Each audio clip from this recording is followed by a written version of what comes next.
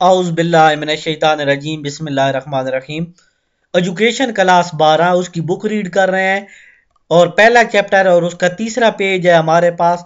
آج ہمارے پاس ٹاپک ہے مکتب۔ تو مکتب اور مدرسہ کی ہم نے دوسرے لیکچر میں بیان کیا۔ تیسرا لیکچر اس حوالے سے مکتب ہے ٹاپک۔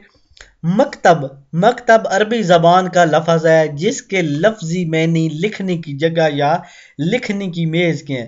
مکتب کا لفظ عموماً ابتدائی تعلیم کے ایسے مدارس کے لیے استعمال کیا جاتا تھا جہاں طلبہ کو لکھنے کا فن سکھایا جاتا تھا۔ ایسے مکاتب معلم کے گھر یا مساجد میں قائم کیے جاتے تھے۔ مکتب کے استاد کو معلم کہتے تھے، یعنی ایسی جگہ پہ جہاں بیٹھ کے لکھا جاتا ہے یا لکھنے کی میز، وہاں کو کیا کہتے ہیں؟ مکتب۔ ایسی جگہ کو یا استاد کا گھر ہوتا تھا یا مسجد، تو جو پڑھاتا ہے اس کو کیا کہتے ہیں؟ معلم، استاد، ٹھیک ہے۔ نمبر 2، مدارس۔ مدارس جمع ہے مدرسہ کی جس کے معنی درس کی جگہ کے ہیں اور درس کے معنی سبق کے ہیں، یعنی درس یا سبق پڑھنے کی جگہ۔ مدرسہ کے کیا معنی ہے؟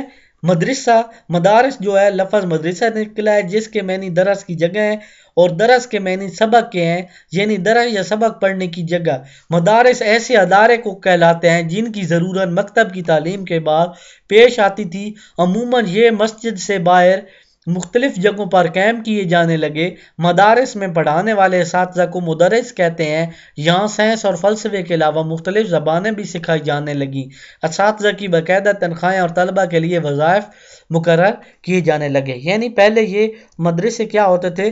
مسجد کے اندر ہی ہوتے تھے، پھر بعد میں یہ مسجد کے اندر بن گئے، مسجد سے علیحدہ بن گئے، تو ان کے اندر پڑھانے والے کو مدرس کہتے ہیں، ٹھیک ہے۔ نیکسٹ اس کا حصہ ہے جامعات۔ جامعہ یا یونیورسٹی کا درجہ قرون وسطیٰ میں اعلیٰ درجوں کی درسگاہوں کے لیے استعمال ہوتا ہے۔ قرون وسطیٰ یہ ہمارے ایشیائی ممالک بولتے ہیں، ٹھیک ہے۔ نظامیہ بغدادیہ اور دوسرے شہروں میں قائم ہونے والی درسگاہیں اسی درجہ کی تھیں۔ مستنصر باللہ نے 1233 میں نظام بغداد کے مقابلے میں اعلیٰ درجے کی ایک درسگاہ بنوائی جسے جامعہ مستنصریہ کہتے تھے۔ اس میں نظام بغداد کے مقابلے میں علوم کے زیادہ شعبے کھولے گئے، عمارت بہتر بنائی گئی جس میں اساتذہ اور طلبہ کے لیے زیادہ سہولتیں مہیا کی گئیں۔ طلبہ کو جامعہ کی طرف سے چٹائیاں، کاغذ، دوات اور قلم کے علاوہ چراغ کے لیے زیتون کا تیل مفت مہیا کیا جاتا تھا۔ یعنی یہ سہولتیں دی گئیں کہ وہاں چٹائیاں، کاغذ، قلم، دوات اور جو سیاہی ہوتی تھی، دوات وغیرہ ساری مفت تھیں۔ رہائش اور خوراک کے علاوہ طلبہ کو وظیفہ بھی دیا جاتا تھا۔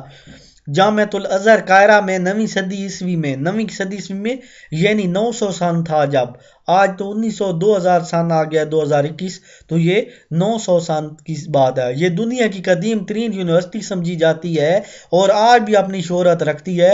ایشیا، افریقہ، یورپ کے ہزاروں غیر ملکی طلبہ بھی یہاں کر تعلیم حاصل کرتے ہیں اور اپنے علاقوں میں جا کر تعلیم کی اشاعت کا باعث بنتے ہیں۔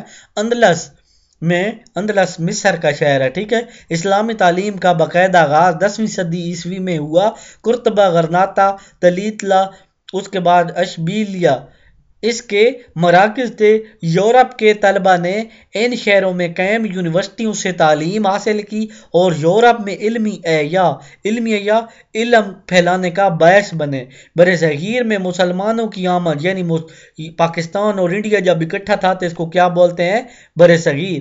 اس میں مسلمانوں کی آمد 712 میں محمد بن قاسم کے فتح سندھ سے ہوئی، جب محمد بن قاسم نے سندھ فتح کیا، جو طریقہ تعلیم اور نظام عرب میں مروج ہو چکے تھے، یعنی جو طریقے پڑھانے کے مروج رواج پا چکے تھے۔ اس کے مطابق یہاں بھی تعلیم کی اشاعت شروع کی گئی۔